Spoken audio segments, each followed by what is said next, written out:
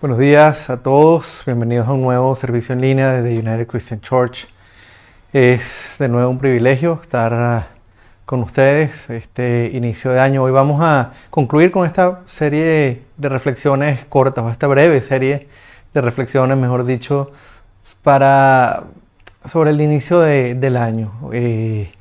Hemos elegido para hoy un pasaje que está en la primera carta de Juan y forma parte de lo que pudiéramos llamar, que es básicamente el compendio de los pasajes de esa carta, de un autoexamen a la luz de la palabra de Dios. Lo que encontramos a lo largo de toda esa primera carta de Juan son una serie de pasajes que nos van confrontando, una serie de pruebas que nos permiten comparar nuestra vida como cristianos con lo que Dios espera y determina que debe ser la vida de un cristiano. Pero antes de comenzar vamos a dedicar este tiempo al Señor. Vamos a poner estos minutos en sus manos, pidiéndole que sea Él quien nos hable, que sea Él quien nos confronte con su voluntad y nos ayude a vernos a nosotros mismos a la luz de este pasaje con un corazón sincero, con un corazón humilde. Vamos a orar. Padre, te damos el honor y te damos la gloria. Queremos poner este tiempo delante de ti, pidiéndote, Señor, que en tu misericordia y en tu gracia, Señor, nos confrontes, nos hables, nos muestres, Padre, tu voluntad y nos guíes de la mano, Señor, a vernos a nosotros mismos a la luz de las Escrituras como tú nos ves, a recibir, Señor, tu palabra, a permitir que ella entre profundo, cale profundo en nosotros, Señor, y nos muestre, Padre, qué es lo que tú deseas cambiar, cómo deseas moldearnos. Y de alguna manera, Padre, nos muestres quiénes somos verdaderamente y cuál es nuestra posición delante de ti. Te damos el honor, te damos la gloria y ponemos este tiempo, Señor, en tus manos, alabándote, glorificándote, dándote las gracias, Señor, por permitirnos estar hoy acá. Y nuevamente, Padre, pidiéndote que nos hables, Señor. Sé tú quien tome el control de este tiempo, sé tú quien tome el control de este sermón. Y que sea tu palabra, Señor, hablándonos. Que aquí no se diga nada, que no sea lo que tu palabra quiere que se diga, Padre. Te damos el honor y te damos la gloria. En nombre de nuestro Señor Jesucristo. Amén. Ok, como dije, el texto de hoy forma parte de la primera carta de Juan. Y esta es una carta que básicamente va de una forma sistemática confrontando cada una de las áreas del cristiano, de nuestro carácter, de nuestra vida como cristianos, con lo que el Señor espera de un verdadero creyente, un verdadero discípulo de Jesús. Y este pasaje en particular nos habla del tipo de relación que Dios espera que sus siervos tengan con el mundo y nos permite además ver de una manera muy clara y muy cruda hasta qué punto estamos nosotros alineados con la voluntad de nuestro Señor en este aspecto. Cómo está siendo nuestra relación con el mundo y cómo quiere Él que sea nuestra relación con el mundo. Esto básicamente lo que nos va a permitir es vernos como Él nos ve y decir si verdaderamente, o poder decir si verdaderamente a la luz de las Escrituras somos creyentes o no. Vamos a comenzar leyendo el pasaje. Primera de Juan, capítulo 2, versículos 15 al 17. Fíjense cómo dice: no amen al mundo ni nada de lo que hay en él. Si alguien ama el mundo, no tiene el amor del Padre, porque nada de lo que hay en el mundo, los malos deseos del cuerpo, la codicia de los ojos y la arrogancia de la vida, proviene del Padre, sino del mundo.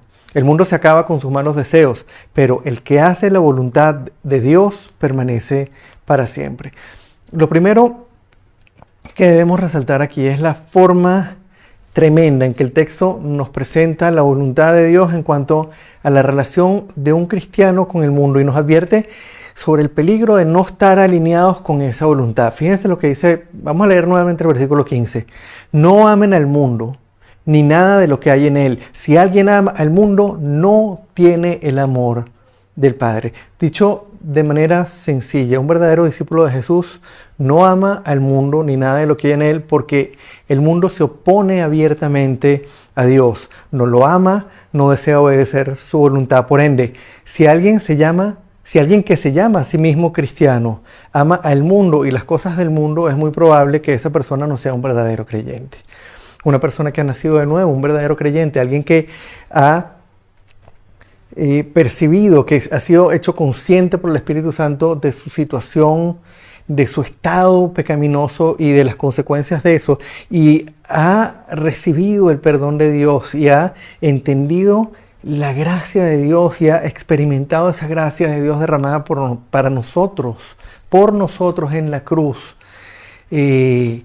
No puede amar a alguien o amar un sistema que se opone a Dios. Ahora, frente a una declaración tan fuerte como esta, lo primero que debemos entender es qué quiso decir Juan con esa frase, con amar al mundo. No amen al mundo.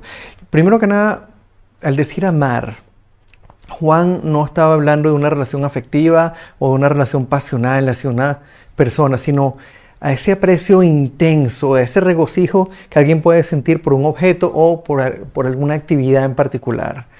En segundo lugar, al decir mundo, Juan no se estaba refiriendo al planeta Tierra o a las personas que habitan en él. De hecho, en Génesis 1:28 Dios nos ordenó cuidar de su creación, nos ordenó tomar control y administrar su creación. Y en diversos pasajes a lo largo de todas las Escrituras nos ordena amar a nuestro prójimo como nosotros mismos.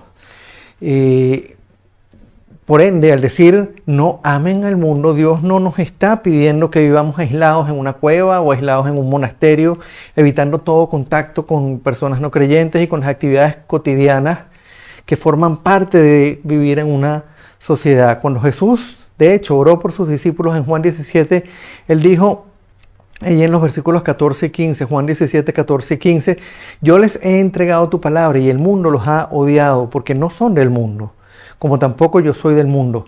No te pido que los saques del mundo, sino que los protejas del maligno.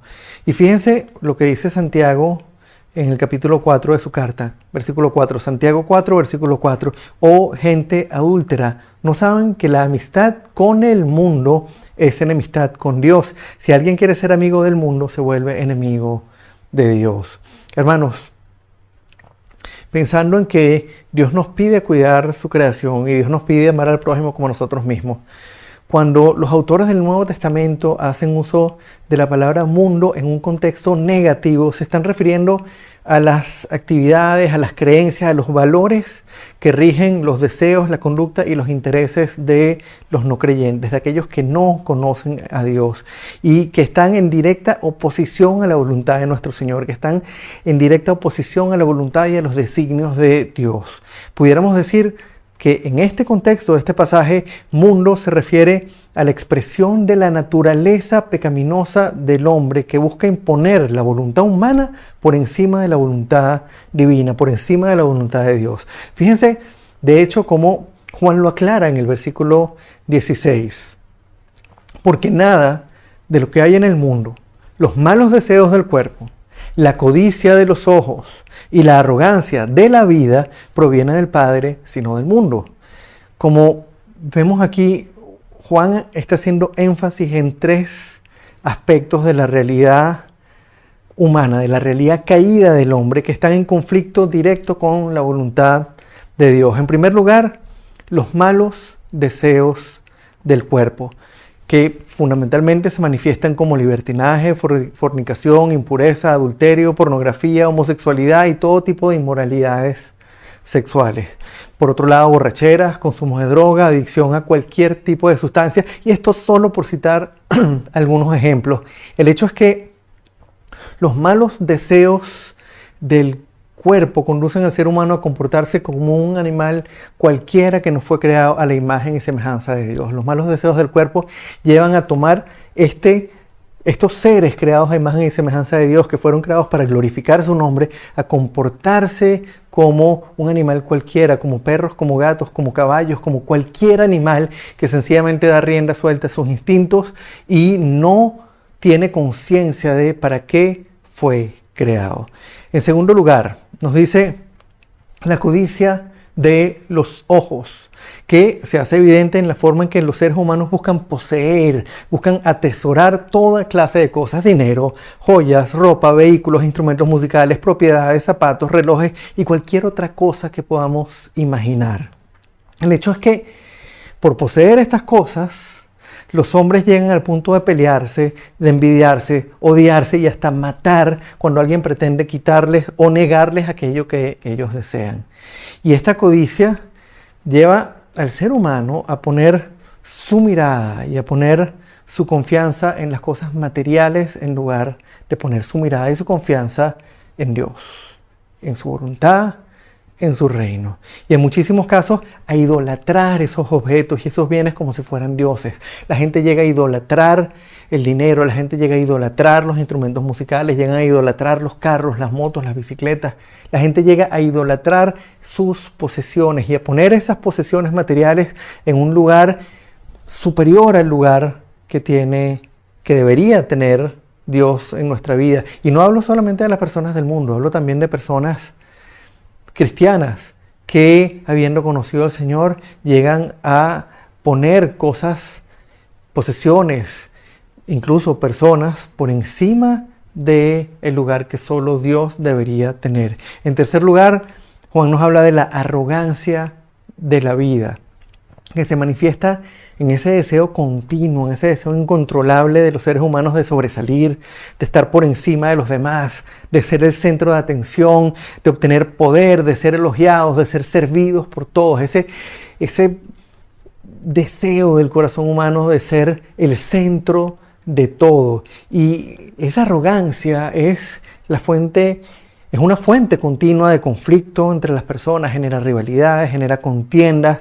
y se contrapone además por completo al carácter de Cristo. Recordamos cuando habló con sus discípulos que ellos estaban peleando quién iba a ser el primero, quién iba a ser el primero entre ellos en el reino de los cielos, y él le dice que los gobernantes se utilizan su poder para subyugar a sus súbditos, pero que entre ellos no debe ser así, que en quien deba ser el primero se haga el esclavo de todos, porque ni siquiera Cristo, que era Dios, vino a que le sirvieran, sino a servir. Siendo Dios se humilló, siendo Dios nos mostró su naturaleza, no viniendo a ser servido, sino a servir. Hermanos, la arrogancia lleva al hombre a poner a Dios de lado. La arrogancia lleva al hombre a ponerse a sí mismo en el centro de todo, a rechazar la voluntad del Creador, del Dueño, del soberano absoluto del universo, y a pensar que Él tiene el poder y el derecho de hacer lo que quiera cuando quiera. Nos lleva a pensar que como somos el centro de todo, tenemos el derecho de hacer lo que queramos sin importar lo que la gente diga y sin importar lo que Dios diga. A la luz de estos versos, de estos textos, de lo que Juan nos dice sobre los malos deseos del cuerpo, la codicia de los ojos y la arrogancia de la vida, es evidente que cualquiera que se llame a sí mismo cristiano y se regocije en complacer los malos deseos de su cuerpo, en codiciar, atesorar e idolatrar bienes materiales o en ser el centro de todo, debe revisarse muy seriamente. Este texto nos llama a hacer una revisión profunda. Si nosotros nos estamos regocijando en estas cosas, si nos estamos regocijando en complacer nuestros deseos, nuestros malos deseos, si nos estamos regocijando en codiciar con los ojos las cosas del mundo y nos estamos regocijando en nuestra arrogancia, entonces debemos revisarnos muy seriamente. Citando nuevamente el versículo 15, no amen al mundo ni nada de lo que hay en él. Si alguien ama al mundo, no tiene el amor del Padre. En pocas palabras, el texto nos dice que una persona que se regocija en el pecado y en las cosas del mundo no ha experimentado el amor de Dios y por ende no debe considerarse a sí mismo cristiano. Y esto es una advertencia muy seria y parece una advertencia muy fuerte, pero es vital para cada persona que se llama creyente, que se llama cristiano. Cada uno de nosotros estamos en la obligación de revisar continuamente nuestra relación con el mundo, hermanos. Fíjense cómo cierra el pasaje, el capítulo 17, el versículo 17, cuando dice: el mundo se acaba con sus malos deseos, pero el que hace la voluntad de Dios permanece para siempre.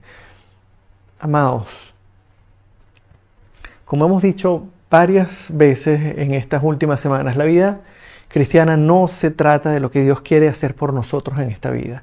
No se trata de las bendiciones materiales que Él quiere darnos, no se trata de la salud que Él quiere darnos, no se trata de la familia hermosa que quiere darnos, no se trata del futuro próspero y de la vida próspera que Él quiere darnos.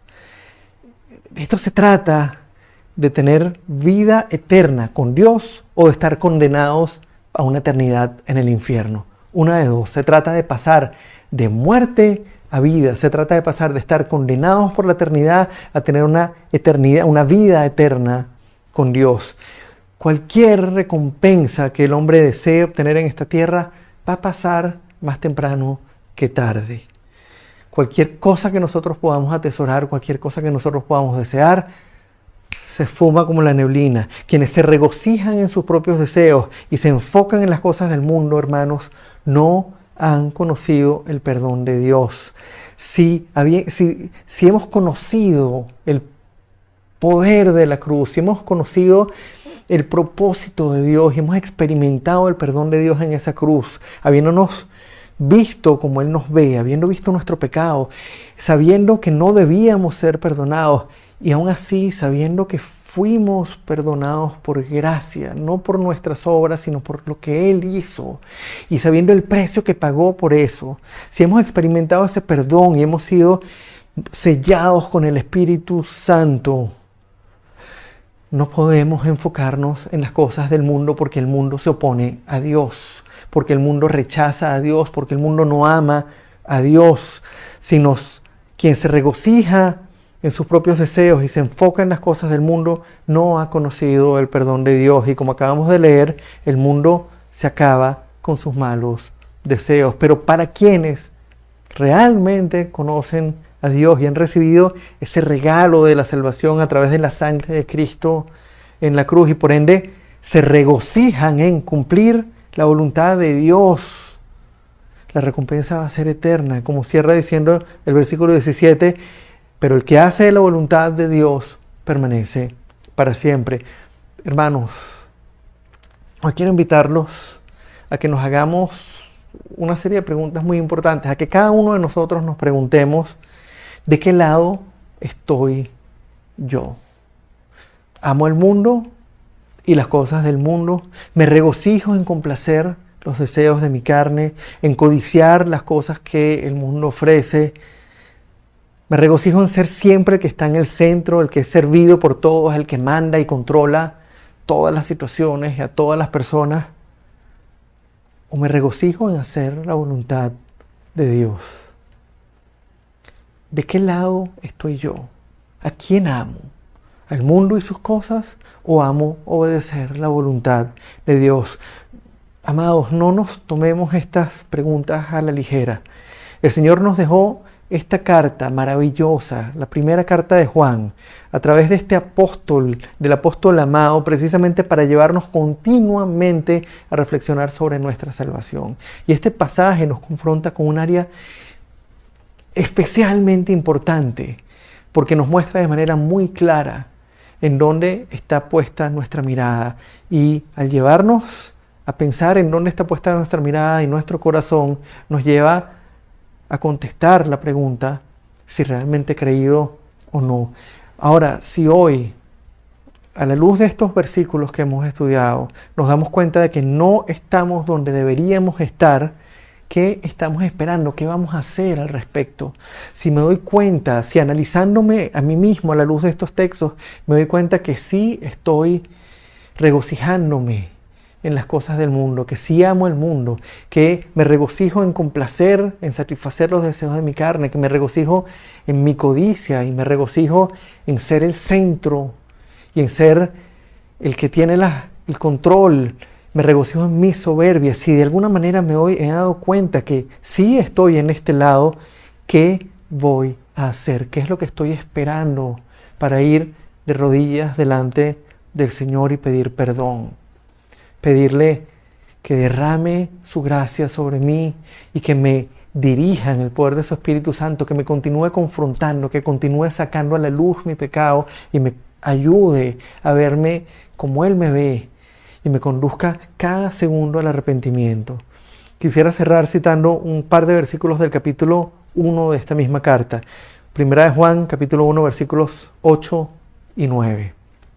Si afirmamos que no tenemos pecado, nos engañamos a nosotros mismos y no tenemos la verdad. Si confesamos nuestros pecados, Dios, que es fiel y justo, nos los perdonará y nos limpiará de toda maldad. Vamos a orar.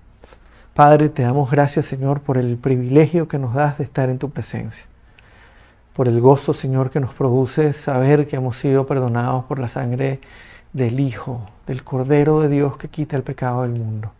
Te damos, Padre, el honor y la gloria, Señor, y te ofrecemos, Padre, nuestra vida. Te pedimos, Señor, que no dejes nunca de confrontarnos, de mostrarnos nuestro pecado, de sacar a la luz lo que tenemos dentro, Señor, para que podamos verlo, que cuando vayamos a tu palabra, Señor, nos abras esa espada de dos filos, Señor, abra, Señor, nuestro corazón y saque a relucir nuestro pecado, saque a relucir todo aquello que a ti te desagrada, todo aquello que nos aleja de ti, Señor. Que tu Espíritu Santo nos confronte, nos guíe, nos transforme, que ese fruto del Espíritu Santo se produzca cada día para que nosotros, Señor, estemos siempre parados firmes sobre la roca, Señor, y que cuando nos preguntemos de qué lado estamos, digamos siempre, estamos del lado de los que amamos obedecer la voluntad de Dios, no del lado de los que amamos al mundo y las cosas que están en el mundo. Señor, ayúdanos, guíanos. Danos, Padre, lo que nosotros no tenemos. Confiamos en ti, descansamos en tu gracia, porque sabemos que por cuenta propia, Señor, estaríamos absolutamente perdidos. Permítenos, Señor, ser esos siervos fieles. Ayúdanos, transfórmanos, alimentanos con tu palabra, confróntanos con ella, moldéanos a la imagen de Cristo, Señor, y produce ese fruto en nosotros para que seamos siervos útiles a tu reino, para que el día de mañana, Señor, y cada día que vivamos nuestra vida, Señor, sea un instrumento tuyo, un instrumento que glorifique tu nombre, un instrumento que dé a conocer tu nombre entre las naciones. Te damos el honor, te damos la gloria, Padre, te damos gracias por tu palabra, ponemos nuestras vidas nuevamente delante de ti, te alabamos y te glorificamos en el nombre de Cristo. Amén y amén.